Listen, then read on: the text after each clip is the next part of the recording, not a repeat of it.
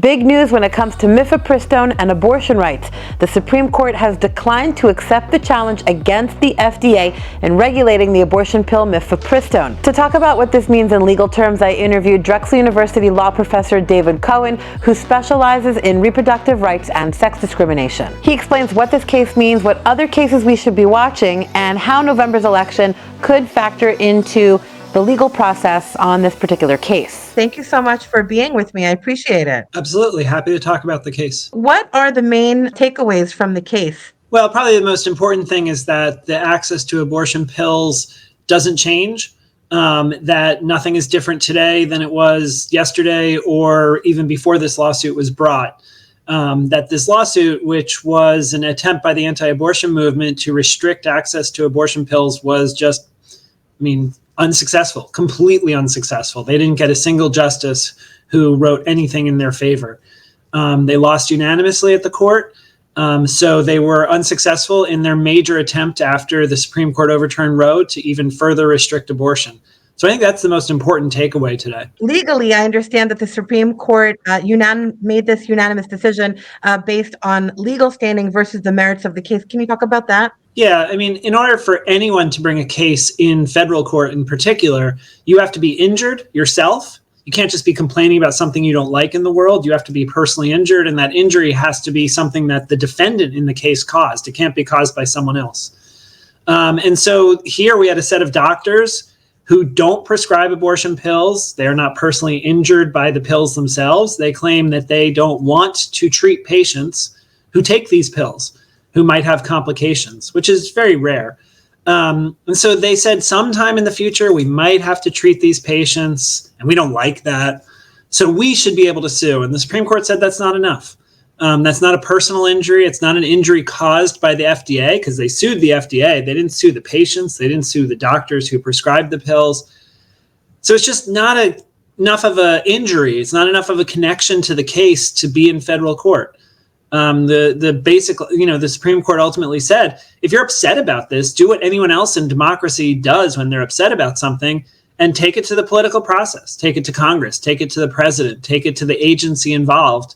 But don't come to court. You can only come to court if you yourself are injured. What kind of an implication does this ruling have on any potential future FDA cases? And was this a consideration? The anti-abortion movement will not stop. We know that. Just like the abortion rights movement won't stop.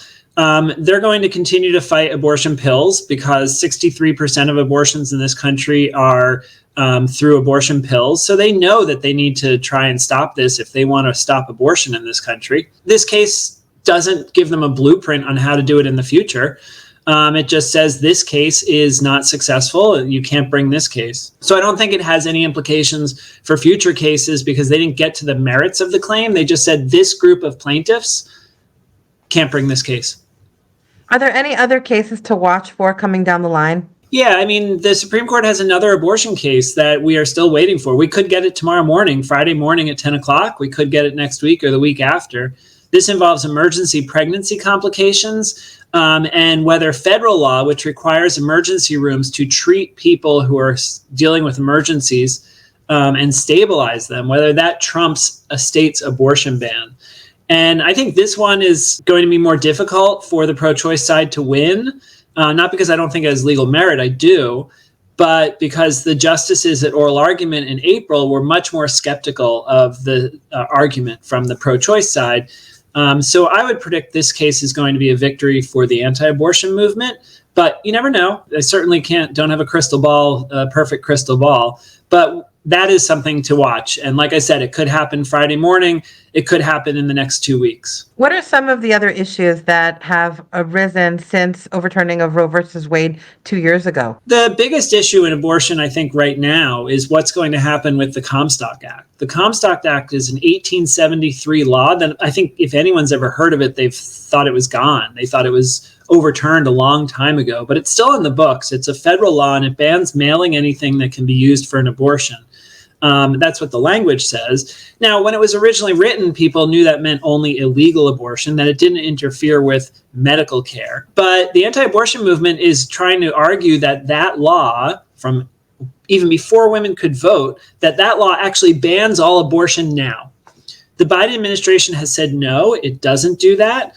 But people close to, candidate Trump and in the leadership of the Republican Party and the anti-abortion movement have argued that if a Republican wins the presidency in November, that the Department of Justice should strictly enforce this law.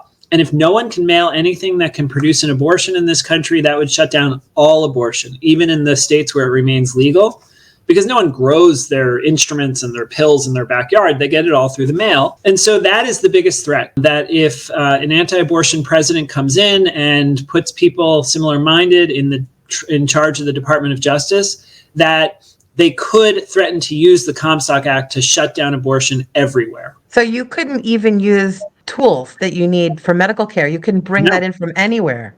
No, because all of those are shipped through the mail or it also covers FedEx and UPS. So because nothing can be sent in the mail or express mail services that can produce an abortion, under the strict interpretation that the anti-abortion movement is putting forth, that could shut down abortion everywhere. And that also means that you obviously can't send Mifepristone through the mail. Correct. Absolutely.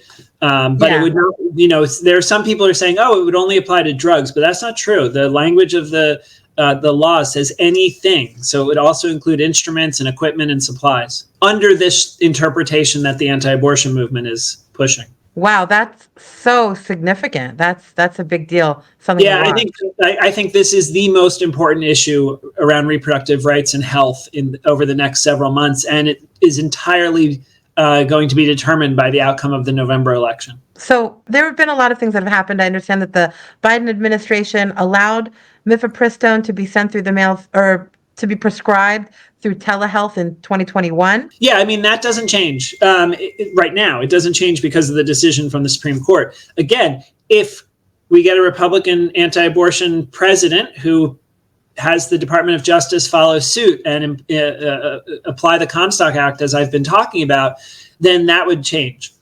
But for now, nothing changes. You can still get Mifepristone through the mail, through a certified abortion provider in your state, or through people who do that online, telehealth. That's still allowed today, just like it was yesterday. Do you think this was a surprising decision? I mean, here we have a unanimous decision, and this is a Supreme Court that tends to not be very pro-choice. What was the reaction? I think most people weren't surprised at the outcome because this suit was so outlandish and so violated the basic principles of standing that we talked about, that I think most people thought that this would be the outcome. And especially after oral argument, the justices did not seem interested in the merits of the case. They only seemed interested in the actual standing arguments. But that it was unanimous was, to me, and I think most people, pretty shocking.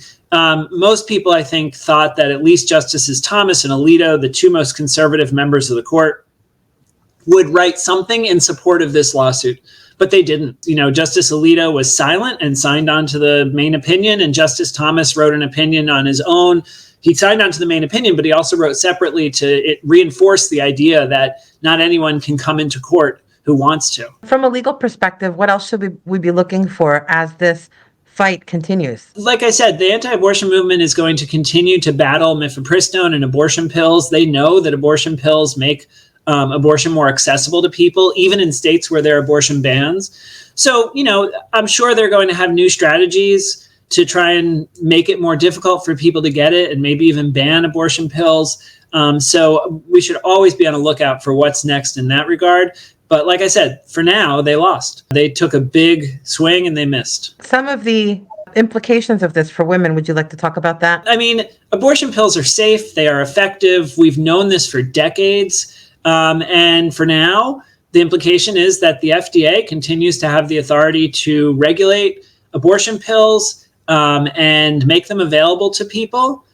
And the courts are not stepping in that way at this point in time. Again, that may change in the future. But for now, the courts are staying out and letting the FDA do its job, use its scientific and medical expertise to approve drugs that are safe and effective, and people have access to it. Now, there are restrictions on Mifepristone that I don't think are scientifically supported. I think the FDA is too cautious with mifepristone, and it should be more widely available. And those restrictions stay in place. Like, you can't just go to any doctor and get mifepristone. It has to be a certified doctor who is certified with the drug companies in a special way that's not required for any other drug. And that's not supported by medical evidence. But, that stays in effect. But the FDA has the authority. They have approved this drug, and the courts are not going to interfere at this point. This, I guess, also upholds the FDA's authority.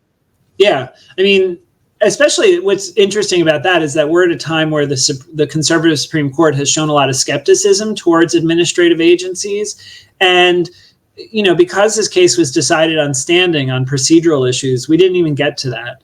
The court just said these plaintiffs at this point in time are not the right ones. And so the FDA continues to have the authority to regulate this drug and approve this drug, and the court's not stepping in at this point in time. David Cohen, thank you so much. We appreciate it. Thank you. By phone, I also interviewed Dale Steinberg, President and CEO of Planned Parenthood Southeastern Pennsylvania. She describes the Supreme Court decision as a small win, but says she also recognized that there's still a fight against abortion that is still ongoing. And, while this decision is very welcome news, we know that this fight is far from over.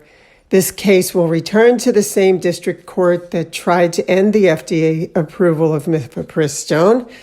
And attacks on abortion do not end with this decision. Millions of people across this country are still unable to get time-sensitive abortion care.